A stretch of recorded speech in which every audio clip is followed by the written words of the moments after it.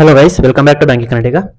ಈ ವಿಡಿಯೋದಲ್ಲಿ ನಾನು RRB PO ಮತ್ತು RRB ಕ್ಲರ್ಕ್ ಏನಿದೆ, PO ಅಂಡ್ ಕ್ಲರ್ಕ್ ಪ್ರಿಲಿಮ್ಸ್ ಬಗ್ಗೆ ಮಾತಾಡ್ತೀನಿ. ಅಂಡ್ ಪ್ರಿಲಿಮ್ಸ್ ಅಲ್ಲಿ ಹೇಗೆ ಸ್ಕೋರ್ ಮಾಡೋದು, ಹೇಗೆ ಮಾಕ್ ಟೆಸ್ಟ್ ಅಲ್ಲಿ ನಿಮ್ಮ ಸ್ಕೋರ್ ಇಂಪ್ರೂವ್ ಮಾಡ್ಕೊಳ್ಳೋದು, ಅದ್ರ ಬಗ್ಗೆ ಮಾತಾಡ್ತೀನಿ. ಅಂಡ್ ಯಾರು ಮೇನ್ಸ್ಗೆ ವಿಡಿಯೋ ಕೇಳ್ತೀರಾ, ಮೇನ್ಸ್ಗೆ ಆಲ್ರೆಡಿ ಒಂದು ವಿಡಿಯೋ ಅಪ್ಲೋಡ್ ಮಾಡಿದ್ದೀನಿ. ಆ ವಿಡಿಯೋದಲ್ಲಿ ನಾನು ಸಿಲೆಬಸ್ ಕೂಡ ಹೇಳಿದ್ದೀನಿ. ಮೇನ್ಸ್ ಸಿಲೆಬಸ್, ಪ್ಯಾಟ್ರನ್ ಮತ್ತೆ ಸಬ್ಜೆಕ್ಟ್ ವೈಸ್ ಹೇಗೆ ಓದ್ಕೊಳ್ಳೋದು, ಮತ್ತೆ ಹೇಗೆ ಪ್ರಾಕ್ಟೀಸ್ ಮಾಡೋದು, ಮತ್ತೆ ಸೋರ್ಸ್ ಏನಿದೆ, ಎಲ್ಲಿಂದ ಓದಬೇಕು, ನಿಮಗೆ ಪ್ರಾಕ್ಟೀಸ್ ಸೆಟ್ಗಳು ಎಲ್ಲಿ ಸಿಗುತ್ತೆ, ಕ್ವಿಸ್ಗಳು ಎಲ್ಲಿ ಸಿಗುತ್ತೆ, ಅದೆಲ್ಲಾನು ನಾನು ಶೇರ್ ಮಾಡಿದ್ದೀನಿ already. RRB PO RRB clerk mains strategy ಅಂತಲೇ ಒಂದು ವಿಡಿಯೋ ಇದೆ. ಅಂಡ್ ಅದು ಏನಿದೆ ವಿಡಿಯೋ, ಅದು ನಿಮಗೆ IBPS ಕ್ಲರ್ಕು ಆಗುತ್ತೆ ಅಂಡ್ SBI ಕ್ಲರ್ಕು ಆಗುತ್ತೆ. SBI ಕ್ಲರ್ಕ್ ಯಾರ್ಯಾರು ಮೈನ್ಸ್ಗೆ ಓದ್ತೀರಾ ನೀವು ಅದೇ ವಿಡಿಯೋ ರೆಫರ್ ಮಾಡ್ಬೋದು. ಈ ವಿಡಿಯೋದಲ್ಲಿ ನಾನು RRB PO ಮತ್ತು RRB ಕ್ಲರ್ಕ್ ಅಲ್ಲಿ ಆಲ್ರೆಡಿ ನಿಮ್ದು ಯಾರ್ದು ಸಿಲೆಬಸ್ ಮುಗ್ದಿದೆ ಅವರಿಗೆ ಹೇಳ್ತಿರೋದು ನಾನು. ಅಂಡ್ ಯಾರು ಇನ್ನೂ ಡಿಸೈರ್ಡ್ ಮಾರ್ಕ್ಸ್ ನ ಸ್ಕೋರ್ ಮಾಡ್ತಿಲ್ಲ, ಲೈಕ್ ನಾನು ಹೇಳಿದ್ದೆ RRB PO ದಲ್ಲಿ ನೀವು ಟಾರ್ಗೆಟ್ ಎಷ್ಟು ಇಟ್ಕೋಬೇಕು ಅಂದಿದೆ ಅಂದ್ರೆ, ನಾನು 45+ ಸ್ಕೋರ್ ಮಾಡಕ್ ನೋಡಿ ಎಲ್ಲಾ ಮಾಕಲ್ಲೂ. ಅಂಡ್ RRB ಕ್ಲರ್ಕ್ ಅಲ್ಲಿ ನೀವು 70+ ನ ಟ್ರೈ ಮಾಡಿ ಸ್ಕೋರ್ ಮಾಡಕ್ಕೆ ಅಂತ ಟಾರ್ಗೆಟ್ ಹೇಳಿದ್ದೆ ನಾನು. ಯಾರು ಈ ಟಾರ್ಗೆಟ್ ನ ಇನ್ನೂ ಅಚೀವ್ ಮಾಡಿಲ್ಲ, ಈ ಒಂದು ಸಿಲೆಬಸ್ ಕಂಪ್ಲೀಟ್ ಆಗಿದ್ರು ಅಂತವ್ರಿಗೆ, ಮತ್ತೆ ಯಾರಿಗೆ ಇನ್ನು ಸ್ಪೀಡ್ ಬರ್ತಿಲ್ಲ, ಪಜಲ್ ಸಾಲ್ವ್ ಮಾಡೋದ್ರಲ್ಲಿ ಇರ್ಬೋದು, DA ಇರ್ಬೋದು, ಅಥವಾ ಯಾವುದೇ ಇರಲಿ, ಸಿಂಪ್ಲಿಫಿಕೇಶನ್, ಅಪ್ರಾಕ್ಸಿಮೇಷನ್, ಯಾವ ಟಾಪಿಕ್ ಅಲ್ಲೂ ನಿಮಗೆ ಸ್ಪೀಡ್ ಬರ್ತಿಲ್ಲ, ಸಿಲೆಬಸ್ ಕಂಪ್ಲೀಟ್ ಆಗಿದೆ, ಸಾಲ್ವ್ ಮಾಡಕ್ ಬರುತ್ತೆ, ಬಟ್ ಟೈಮ್ ಶಾರ್ಟೇಜ್ ಆಗ್ತಿದೆ ಮಾಕ್ ಅಲ್ಲಿ ಅಂತವ್ರಿಗೆ ಈ ವಿಡಿಯೋ. ಬಟ್ ಯಾರು ಬಿಗಿನರ್ ಇದ್ದೀರಾ, ನಿಮ್ದು ಸಿಲೆಬಸ್ಸೇ ಇನ್ನೂ ಕವರ್ ಆಗೇ ಇಲ್ಲ ಅಂತವ್ರಿಗೆ ನಾನು ಆಲ್ರೆಡಿ ಒಂದು RRB PO and RRB clerk prelim strategy ಅಂತ ಒಂದು ವಿಡಿಯೋ ಮಾಡಿದ್ದೀನಿ. ನೀವು ಆ ವಿಡಿಯೋ ರೆಫರ್ ಮಾಡಿ. RRB PO 2025 ಇರೋದು ನಮಗೆ ನವೆಂಬರ್ 22 ಫ್ರೀಗೆ. ಸೊ ಇನ್ನ ಎಷ್ಟು ದಿನ ಉಳಿದಿದೆ ಅಂದ್ರೆ ಅಪ್ರಾಕ್ಸಿಮೇಟ್ಲಿ 40 ದಿನ ಇದೆ. ಸೊ ಈ 40 ದಿನದಲ್ಲಿ ನೀವು ನಿಮ್ಮ ಪ್ರಿಲಿಮ್ ಸ್ಕೋರ್ ಅಂತೂ ಇಂಪ್ರೂವ್ ಮಾಡ್ಕೋಬೇಕು. ಹಾಗೆ ಮೇನ್ಸ್ಗೆ ನೋಡಿದ್ರೆ ನಿಮಗೆ ಇನ್ನು 77 ಡೇಸ್ ಇದೆ ಈ ಎಕ್ಸಾಮ್ ಆಗಿ, ಅಂದ್ರೆ ಪ್ರಿಲಿಮ್ಸ್ ಎಕ್ಸಾಮ್ ಆಗಿ. ಅದಾದ್ಮೇಲೆ ನಿಮಗೆ ಇನ್ನು 37 ಡೇಸ್ ಎಕ್ಸ್ಟ್ರಾ ಸಿಗುತ್ತೆ ಅಂತ. ನಾನು ಈಗ ಮೇನ್ಸ್ ನ ನೆಗ್ಲೆಕ್ಟ್ ಮಾಡಿ ಅಂತಿಲ್ಲ. ಯಾರು ಆಲ್ರೆಡಿ 45+ ಸ್ಕೋರ್ ಮಾಡ್ತಿದ್ರೆ ಅವ್ರ ಮೇನ್ ಸ್ಟ್ರಾಟಜಿ ವಿಡಿಯೋ ನೋಡ್ಬಿಟ್ಟು ನೀವು ಮೇನ್ಸ್ಗೆ ಪ್ರಿಪರೇಷನ್ ಸ್ಟಾರ್ಟ್ ಮಾಡಿ. ಅಂಡ್ ಯಾರು ಇನ್ನು ಡಿಸೈರ್ ಮಾರ್ಕ್ಸ್ ಹೋಗಿಲ್ಲ ಅವರಿಗೆ ನಾನು ಈ ವಿಡಿಯೋ ಹೇಳ್ತೀನಿ. ಅಂಡ್ RRB ಕ್ಲರ್ಕ್ ಏನಿದೆ ಅದರಲ್ಲಿ ನೀವು ಇನ್ನು 55 ಡೇಸ್ ಇದೆ. ಅಂಡ್ RRB ಕ್ಲರ್ಕ್ ಮೇನ್ಸ್ಗೆ ಇನ್ನು 112 ದಿನ ಇದೆ. ಸೊ ಇದು ಬಂದ್ಬಿಟ್ಟು ಎಷ್ಟು ದಿನ ಉಳಿದಿದೆ ಅಂತ. ಈಗ ವೆಯ್ಟೇಜ್ ಮಾಡೋಣ. ಫಸ್ಟ್ ವೆಯ್ಟೇಜ್, ಅದ್ರ ಟೈಮಿಂಗ್ಸು, ಮತ್ತೆ ನಮಗೆ ಎಷ್ಟು ಮಾರ್ಕ್ಸ್ ಬೇಕು ಅದ್ರ ಮೇಲೆ ಅನಲೈಸ್ ಮಾಡೋಣ. ರೀಸನಿಂಗ್ ಅಲ್ಲಿ 40 ಕ್ವಶನ್ 20 ನಿಮಿಷ ಇರುತ್ತೆ. ಅಂಡ್ ಕ್ವಾಂಟ್ ಅಲ್ಲಿ 40 ಕ್ವಶನ್ 25 ನಿಮಿಷ ಇರುತ್ತೆ. So total 80 questions 45 minutes. So ನೋಡಿ, ಇದನ್ನ ನೋಡಿ. PO ದಾಗೆ ನಾನು ಹೇಳ್ತಿರೋದು, ಕ್ಲರ್ಕ್ ಬಗ್ಗೆ ಆಮೇಲೆ ಹೇಳ್ತೀನಿ. ಈ 45 ನಿಮಿಷದಲ್ಲಿ ನೀವು 45 ಕ್ವಶನ್ ಅಕ್ಯುರೇಟ್ ಆಗಿ ಆನ್ಸರ್ ಮಾಡಿದ್ರೆ ಸಾಕು. ವೆಯ್ಟೇಜ್ ಹೇಗಿರುತ್ತೆ ಅಂತ ನೋಡೋಣ. ಫಸ್ಟ್ ನೀವು ವೆಯ್ಟೇಜ್ ನ ಅನಾಲಿಸಿಸ್ ಮಾಡಬೇಕು. ನೀವೆಲ್ಲಾನು ರ್ಯಾಂಡಮ್ ಆಗಿ ಮಾಕಲ್ಲಿ ಅಟೆಂಡ್ ಮಾಡೋದಲ್ಲ.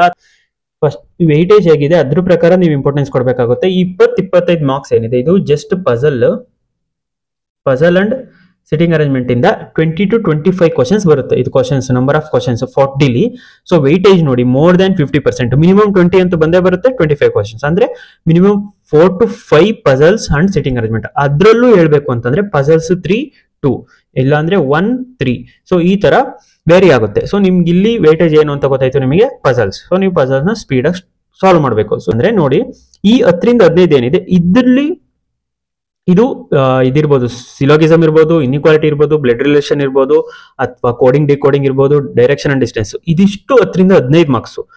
ಈ 10 ರಿಂದ 15ರಲ್ಲಿ ನೀವು ಒಂದು ಕ್ವಶನ್ ಬಿಡಬಾರ್ದು. 15 ಮಾರ್ಕ್ಸ್ ತಗೋಬಹುದು. ಈ 15 ಮಾರ್ಕ್ಸ್ ಏನಿದೆ 10 ರಿಂದ 15, ಇದನ್ನ 10 to 15 ಮಿನಿಟ್ಸ್ ಅಲ್ಲ, ನೀವು ಒಂದು 6 to 8 ಮಿನಿಟ್ಸ್ ಅಲ್ಲಿ ನೀವು ಇಷ್ಟನ್ನು ಆರಾಮಾಗಿ ಸ್ಕೋರ್ ಮಾಡ್ಬೋದು. ಏನಕ್ಕೆ ಅಂತ ಅಂದ್ರೆ ಈಸಿ ಇರುತ್ತೆ. ನೀವು ಸಿಲೋಗಿಸಮ್ ನ ಪ್ರಾಕ್ಟೀಸ್ ಮಾಡಿದ್ರೆ, ನಾನು ಹೇಳ್ತೀನಿ ಎಷ್ಟು ಪ್ರಾಕ್ಟೀಸ್ ಮಾಡಬೇಕು ಡೈಲಿ ಅಂತ ನೆಕ್ಸ್ಟ್ ಹೋಗ್ತಾ. ಸಿಲೋಗಿಸಮ್ ನ daily, inequality daily, direction distance ಎಲ್ಲ ಡೈರಿ ಮಾಡಿದ್ರೆ ಆನ್ ಅವರೇಜ್ 30 ಸೆಕೆಂಡ್ ಅಲ್ಲಿ ನೀವು ಅಂತ ಕ್ವಶನ್ಸ್ಗೆಲ್ಲ ಅಟೆಂಡ್ ಮಾಡಬಹುದು, ಅಂದ್ರೆ ಆನ್ಸರ್ ಮಾಡಬಹುದು. ನಾನು ಆದ್ರೂ ಇಲ್ಲಿ 6 to 8 ಮಿನಿಟ್ಸ್ ಅಂತ ಹೇಳ್ತಿದ್ದೀನಿ.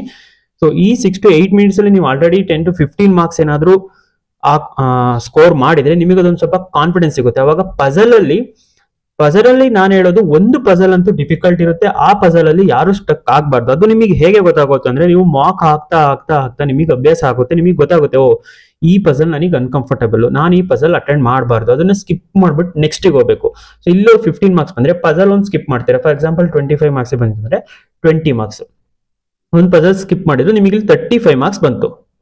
ಈ 35 ಮಾರ್ಕ್ಸ್ ಏನಿದೆ, ನೀವು ಇದನ್ನ ವಿತಿನ್ 18 ಮಿನಿಟ್ಸ್ ರೀಚ್ ಆಗಬೇಕು. ಇನ್ನ 2 ಮಿನಿಟ್ಸ್ ಉಳಿಯುತ್ತೆ. 2 ಮಿನಿಟ್ ಅಥವಾ 1 ಮಿನಿಟ್ ನೋ ಪ್ರಾಬ್ಲಮ್. ನೀವು 35 ಕ್ವಶನ್ಸ್ ಅಟೆಂಡ್ ಮಾಡಿದ್ದೀರಾ ಅಂತಂದ್ರೆ ಟೈಮ್ ಉಳಿಲಿಲ್ಲ ಅಂದ್ರೂ ಪ್ರಾಬ್ಲಮ್ ಇಲ್ಲ. ಟೈಮ್ ಅಕಸ್ಮಾತ್ ಉಳಿದ್ರೆ ಅವಾಗ ಇದೇನಿದೆ ಇದು ನಾನು ಇಲ್ಲಿ ಹೇಳಿದ್ದೀನಲ್ಲ 0 to 5 ಒಂದೊಂದಿನ ಒಂದೊಂದ್ಸಲ 2 ಇರುತ್ತೆ, ಇಲ್ಲ 3 ಇರುತ್ತೆ, ಇಲ್ಲ ಒಂದಂತೂ ಇದ್ದೇ ಇರುತ್ತೆ.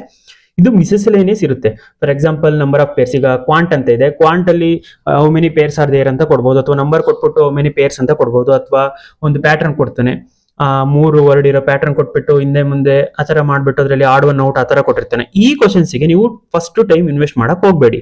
ಆ 20 minutes ಟೈಮಲ್ಲಿ ಲಾಸ್ಟ್ಗೆ ಏನಾದ್ರೂ 1 minute ಉಳಿದಿದ್ದು ಅಥವಾ 2 minute ಉಳಿದಿದ್ದು, ನಿಮಗೆ ಇನ್ನೊಂದು ಪಜಲ್ ಉಳಿದಿರುತ್ತೋ ಅಥವಾ 2 ಪಜಲ್ ಉಳಿದಿರುತ್ತೋ, ಈ ತರ ಇದ್ದಾಗ ನೀವು 1 minute ಅಲ್ಲಿ ಒಂದು ಪಜಲ್ ಅಂತೂ ಸಾಲ್ವ್ ಮಾಡ್ಬೋದು, ಬಟ್ ಆ 5 ಕ್ವಶನ್ಸಿಗೆ ಆನ್ಸರ್ ಮಾಡಕ್ ಟೈಮ್ ಸಾಲಲ್ಲ. ಆ ಟೈಮಲ್ಲಿ ಈ ಕ್ವಶನ್ಸಿಗೆ ಹೋಗ್ಬೇಕು. ಆ ಕ್ವಶನ್ಸ್ ಮಿಡಲ್ ಅಲ್ಲಿ ಸಿಗುತ್ತೆ, ಅದನ್ನ ಬುಕ್ ಮಾರ್ಕ್ ಮಾಡ್ಕೊಳ್ಳಿ, ಸ್ಕಿಪ್ ಮಾಡಿಬಿಟ್ಟು ನೀವು ಡೈರೆಕ್ಟ್ ಪಜಲ್ಸಿಗೆ ಹೋಗಿ.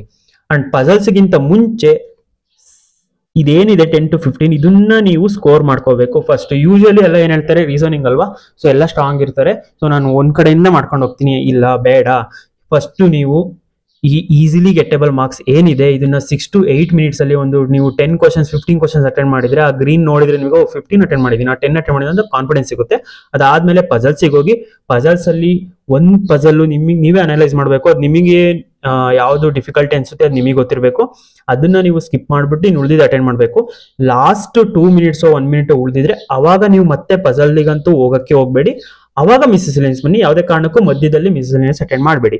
ಒಂದೊಂದು ಮಿಸ್ಸೆಲೇನಿಯಸ್ ಕ್ವಶನ್ಗೆ ಒಂದೊಂದ್ಸಲ 2 minutes ಕೊಡ್ತೀರಾ, 1 marksಗೆ ನೀವು 2 minutes ಕೊಟ್ರೆ ವರ್ತ್ ಇಲ್ಲ. ಸೊ ಇದು ಹೇಗೆ ಅಟೆಂಡ್ ಮಾಡಬಹುದು ಅಂತ ಮಾರ್ಕ್ ಹೇಳಿದೀನಿ ನಾನು ರೀಸನಿಂಗ್ ಅಲ್ಲಿ. ಸೊ ಈಗ ಕ್ವಾಂಟಿಗೆ ಬಂದ್ರೆ, ಕ್ವಾಂಟಿಲಿ ಅಂತ ಹೈ ವೇಟೇಜ್ ಲೋ ವೇಟೇಜ್ ಏನು ಇಲ್ಲ. ಈ 10 to 15 ಏನಿದೆ ಇದು ಸಿಂಪ್ಲಿಫಿಕೇಶನ್, ಅಪ್ರಾಕ್ಸಿಮೇಷನ್ ಅಥವಾ quadratic equation, number series. So speed maths under ಬರುತ್ತೆ. ಅಂಡ್ ಈ 10 to 15 ಏನಿದೆ DA ಅಂಡರ್ ಬರುತ್ತೆ. ಈ 10 to 15 ಏನಿದೆ ಇದು ಅರ್ಥಮೆಟಿಕ್ ಅಂಡರ್. ಸೊ ಈಕ್ವಲ್ ಆಗಿರೋದ್ರಿಂದ ಇದರಲ್ಲಿ ನನ್ನ ವೀಕ್ ಸಬ್ಜೆಕ್ಟ್ ಅರ್ಥಮೆಟಿಕ್. ಸೊ ನಾನು ಅರ್ಥಮೆಟಿಕ್ ಇಗ್ನೋರ್ ಮಾಡ್ತಿದ್ದೆ ಸ್ಟಾರ್ಟಿಂಗ್ ಅಲ್ಲಿ. ಸೊ ನನಗೆ ಸ್ಟ್ರಾಂಗ್ ಇದ್ದಿದ್ದು ಯಾವುದು, ಫಸ್ಟ್ ಸ್ಟ್ರಾಂಗ್ ಯಾವುದು, ನನಗೆ ಸ್ಪೀಡ್ ಮ್ಯಾಥ್ಸ್. ಸೊ ನಾನು ಸ್ಪೀಡ್ ಮ್ಯಾಥ್ಸ್ ಅಲ್ಲಿ ಇರೋ ಕ್ವಶನ್ಸ್ ಒಂದು ಬಿಡದಂಗೆ ಫಸ್ಟ್ ಅಟೆಂಡ್ ಮಾಡ್ತಿದ್ದೆ. ಸೊ ಮಿನಿಮಮ್ ಅಂದ್ರೂ 10 ಅಂತೂ ನೀವು ಅಟೆಂಡ್ ಮಾಡ್ಬೋದು. ಅದು ನಾನು 5 ಮಿಸ್ಸಿಂಗ್ ರಾಂಗ್ ನಂಬರ್ ಬಿಟ್ಟು ಹೇಳ್ತಿರೋದು. ಸೊ ಇಲ್ಲಿ 10 ಅಟೆಂಡ್ ಮಾಡ್ತೀರಾ, ಈ 25 minutes ಇರುತ್ತೆ, ಇದನ್ನು ನೀವು ತುಂಬಾ ಚೆನ್ನಾಗಿ ಯುಟಿಲೈಸ್ ಮಾಡ್ಕೋಬಹುದು. ಕ್ವಾಂಟ್ ಅಲ್ಲಿ ನೀವು ಆ 10ಗೆ 10 minutes ಕೊಡಿ, ಬೇಡ 15 minutes ಕೊಡಿ. 10 ಕ್ವಶನ್ ಅಟೆಂಡ್ ಮಾಡಿದ್ರಿ 15 minutes, ಇನ್ನ 10 minutes ಇತ್ತು. ಆ 10 minutes ಅಲ್ಲಿ ಒಂದು DI ಸಾಲ್ವ್ ಮಾಡಿ ಸಾಕು. ಒಂದು DI ಸಾಲ್ವ್ ಮಾಡಿದ್ರೆ 5 questions. ಸೊ ಅಲ್ಲೆಷ್ಟಾಯ್ತು, 15 ಆಯ್ತು, ಇಲ್ಲಿ 15 ಆಯ್ತು. ಇಲ್ಲಿ ನಾನು 35 ಅಟೆಂಡ್ ಮಾಡೋದು ಹೇಗೆ ಅಂತ ಹೇಳಿದ್ದೆ, ಅಲ್ಲಿ ನೀವು 30 ಅಟೆಂಡ್ ಮಾಡಿ. ಸೊ ಅಲ್ಲಿ ಎಷ್ಟಾಯ್ತು, 45 ಆಯ್ತು, ನಿಮ್ ಟಾರ್ಗೆಟ್ ರೀಚ್ ಆಯ್ತು. ಇದು ಹೇಳಕ್ ಸುಲಭ, ಸ್ಟಾರ್ಟಿಂಗ್ ಅಲ್ಲಿ ಇದನ್ನ ಅಚೀವ್ ಮಾಡಕ್ ಕಷ್ಟ. ನೀವು ಎಲ್ಲಾರು ಮೈಂಡ್ ಅಲ್ಲಿ ಏನಿರುತ್ತೆ, ನಾನು ಜಾಸ್ತಿ ಅಟೆಂಡ್ ಮಾಡ್ಬೇಕು, ಕ್ವಾಂಟಲ್ ಜಸ್ಟ್ 10 ಅಟೆಂಡ್ ಮಾಡಿದ್ನ, ಕ್ವಾಂಟಲ್ ಜಸ್ಟ್ 15 ಅಟೆಂಡ್ ಮಾಡಿದ್ನ ಅಂತ ಅನ್ಸುತ್ತೆ. ಅಂಡ್ ಯಾವುದೇ ಕಾರಣಕ್ಕೂ 10, 8 ಆ ತರ ಕಟ್ ಆಫ್ ಹೋಗಲ್ಲ ಸೆಕ್ಷನ್ ಅಲ್ಲೂ. ನೀವು ಕ್ವಾಂಟ್ ವೀಕ್ ಇದ್ರೆ ಮಿನಿಮಮ್ 15 ಇಟ್ಕೊಳ್ಳಿ, ರೀಸನಿಂಗ್ ಸ್ಟ್ರಾಂಗ್ ಇದ್ರೆ ಮಿನಿಮಮ್ 30 ಟಾರ್ಗೆಟ್ ಇಟ್ಕೊಳ್ಳಿ, ಅವಾಗ 45 ಆಗುತ್ತೆ. ಮಾಕ ಹೇಗೆ ಅಟೆಂಡ್ ಮಾಡ್ತೀರಾ ಎಕ್ಸಾಮ್ ಅಲ್ಲೂ ಹಾಗೆ ಆಗುತ್ತೆ. ನೀವು ಇಲ್ಲಿ ಮಾಕ್ ಅಲ್ಲಿ ಒಂದು ಕ್ವಶನ್ ಸ್ಟಕ್ ಆಗ್ತೀರಾ, ಇದು ನಾನು ಎಕ್ಸಾಮ್ ಅಲ್ಲಿ ಈ ಕ್ವಶನ್ ಅಟೆಂಡ್ ಮಾಡಲ್ಲ, ರಿಯಲ್ ಎಕ್ಸಾಮ್ ಅಲ್ಲಿ ನಾನು ಕ್ವಶನ್ ಸ್ಕಿಪ್ ಮಾಡಿ ಬೇರೆ ಹೋಗ್ತೀನಿ ಅಂತ ಅನ್ಕೋತೀರಾ. ಬಟ್ ಎಕ್ಸಾಮ್ ಅಲ್ಲೂ ಅದೇ ಮಿಸ್ಟೇಕ್ ಮತ್ತೆ ಮಾಡ್ತೀರಾ. ಸೊ ಮತ್ತೊಮ್ಮೆ ಹೇಳ್ತೀನಿ ಹೇಗೆ ಅಟೆಂಡ್ ಮಾಡೋದು ಅಂತ ಮಾಕ್ನ. ಫಸ್ಟ್ ರೀಸನಿಂಗ್ ಬಂದ್ರೆ ಈ ಸ್ಪೀಡ್ ರೀಸನಿಂಗ್ ಪಾರ್ಟ್ ಏನಿದೆ ಅದನ್ನ ಅಟೆಂಡ್ ಮಾಡಿ. ಕ್ಲರಿಕಲ್ ಅಲ್ಲಿ ಹೇಳ್ತಿಲ್ಲ ನಾನು, PO ಪ್ರಿಲಿಮ್ಸ್ ಅಲ್ಲಿ ಹೇಳ್ತಿರೋದು. ಕ್ಲರಿಕಲ್ ಪ್ರಿಲಿಮ್ಸ್ ಅಲ್ಲೂ ರ್ಯಾಂಡಮ್ ಆಗಿ ಎಲ್ಲಾನು ಮಾಡ್ಲೇಬೇಕು, ನೀವೆಲ್ಲಾನು ಅಟೆಂಡ್ ಮಾಡಿ. ಬಟ್ ಕ್ಲರಿಕಲ್ PO ಬಂದ್ರೆ ಫಸ್ಟ್ ಈ 10 to 15 ಏನಿದೆ ಅದನ್ನ ಅಟೆಂಡ್ ಮಾಡಿ. ಸ್ಪೀಡ್ ರೀಸನಿಂಗ್ ಯಾವ ಟಾಪಿಕ್ ಅಂತ ನಾನು ಆಲ್ರೆಡಿ ಹೇಳಿದ್ದೀನಿ. ಅದಾದ್ಮೇಲೆ ಪಜಲ್ಸಿಗೆ ಬನ್ನಿ. ಪಜಲ್ಸ್ ಅಲ್ಲಿ ಒಂದು ಪಜಲ್ ಮಧ್ಯದಲ್ಲಿ ಸ್ಕಿಪ್ ಮಾಡುವಂತದ್ನೇ ಕೊಟ್ಟಿರ್ತಾನೆ, ಎಲ್ಲಾರು ಅಲ್ಲಿ ಸ್ಟಕ್ ಆಗ್ತಾರೆ, ನೀವು ಸ್ಟಕ್ ಆಗಬಾರ್ದು, ಅದನ್ನ ಸ್ಕಿಪ್ ಮಾಡಬೇಕು.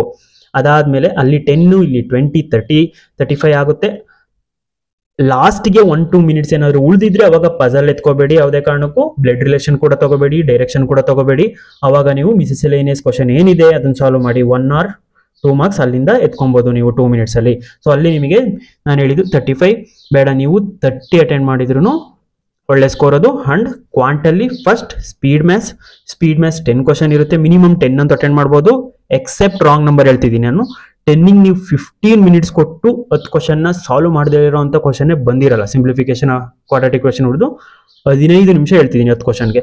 ಅದಾದ್ಮೇಲೆ ನೀವು ಒಂದೇ ಒಂದು DI 15 minutes 10 minutes ಹೋಲಿ 10 minutes ಅಲ್ಲಿ ಒಂದು DI ಸಾಲ್ವ್ ಮಾಡೋಕ್ಕಾಗಲ್ವಾ. DI ಡಾಟಾ ಏನಿದೆ ಅದನ್ನ ಇಂಟರ್ಪ್ರೆಟ್ ಮಾಡೋಕ್ಕೆ 5 minutes, 5 ಕ್ವಶನ್ ಆನ್ಸರ್ ಮಾಡಕ್ಕೆ 5 ನಿಮಿಷ.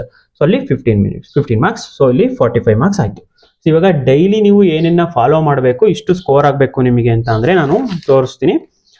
ಸೊ ಇಲ್ಲಿ ನೀವು ಆ ರೇಂಜ್ ಅಲ್ಲಿ ಹೋಗಿದ್ದೀರಾ ಅಂದ್ರೆ 40-45 ಅಂದ್ರೆ ನೀವು ಮೇನ್ಸಿಗೂ ಓದ್ಬೇಕಾಗುತ್ತೆ. ನಾನು ಮೇನ್ಸಿಗೆ ಜೊತೆ ಪ್ರಿಲಿಮ್ಸ್ ಹೇಗೆ ತಗೊಂಡೋಗೋದು ಅಂತ. ಪ್ರಿಲಿಮ್ಸಿಗೆ ಇಷ್ಟು ಮಾಡಿದ್ರೆ ಸಾಕು ಅಂತ ನಾನು ಹೇಳ್ತಿರೋದು. ಮಿನಿಮಮ್ ಇಷ್ಟು ಮಾಡ್ಬೇಕು, ಇದ್ರ ಮೇಲೆ ನೀವು ಜಾಸ್ತಿ ಮಾಡಿದ್ರೆ ಅದು ನಿಮಗೆ ಬಿಟ್ಟಿದ್ದು.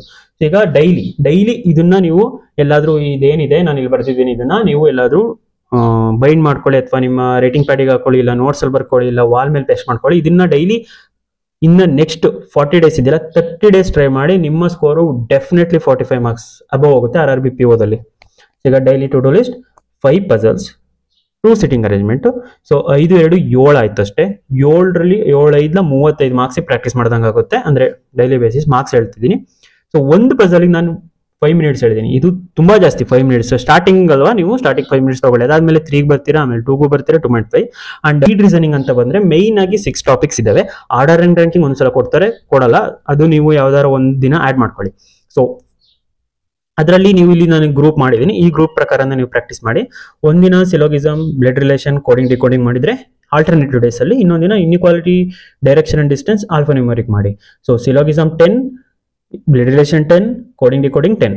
ಸೊ 30 ಕ್ವಶನ್ಸ್ ಆಯ್ತು. 30 ಕ್ವಶನ್ಸ್ 1 ಮಿನಿಟ್ ಆರಾಮಾಗಿ ಸಾಲ್ವ್ ಮಾಡ್ಬೋದು. ನೀವೆಂತ ಇವಾಗ ಬಿಗಿನರ್ ಆಗಿ ಸಿಲೆಬಸ್ ಕಂಪ್ಲೀಟ್ ಆಗಿದೆ ಅಂತ ಡೆಫಿನೆಟ್ ಆಗಿ ನೀವು ಸಾಲ್ವ್ ಮಾಡ್ತೀರಾ. ಸೊ ಅಲ್ಲಿ 30 ಮಿನಿಟ್ಸ್ ಆಯ್ತು. ರೀಸನಿಂಗ್ ಇಷ್ಟು ಪ್ರಾಕ್ಟೀಸ್ ಮಾಡಿದ್ರೆ ನಿಮ್ ಅದು ಡೈಲಿ ಕನ್ಸಿಸ್ಟೆಂಟ್ ಆಗಿ ಮಾಡಿದ್ರೆ ರೀಸನಿಂಗ್ ಡೆಫಿನೆಟ್ಲಿ ನಿಮ್ದು ಕ್ಲಿಕ್ ಆಗುತ್ತೆ. ಈಗ ಕ್ವಾಂಟಿಗೆ ಬರೋಣ. ಕ್ವಾಂಟ್ ಅಲ್ಲಿ 5 DI ಮಾಡಬೇಕು. ಮಿಕ್ಸ್ಡ್ ಅಂತಂದ್ರೆ ಪೈ ಚಾರ್ಟ್ ಇರ್ಬೋದು, ಅಥವಾ ಗ್ರಾಫ್ ಇರ್ಬೋದು, ಅಥವಾ ಸರ್ಕ್ಯುಲರ್ ಯಾವ್ದಾದ್ರು 5 ಡೈಲಿ ಪ್ರಾಕ್ಟೀಸ್ ಮಾಡಿ. 5ಕ್ಕೆ ನಾನು 6 ನಿಮಿಷ ಕೊಟ್ಟಿದ್ದೀನಿ. 6 5 30ರಿಂದ 35 ನಿಮಿಷ ಅಲ್ಲಾಗುತ್ತೆ.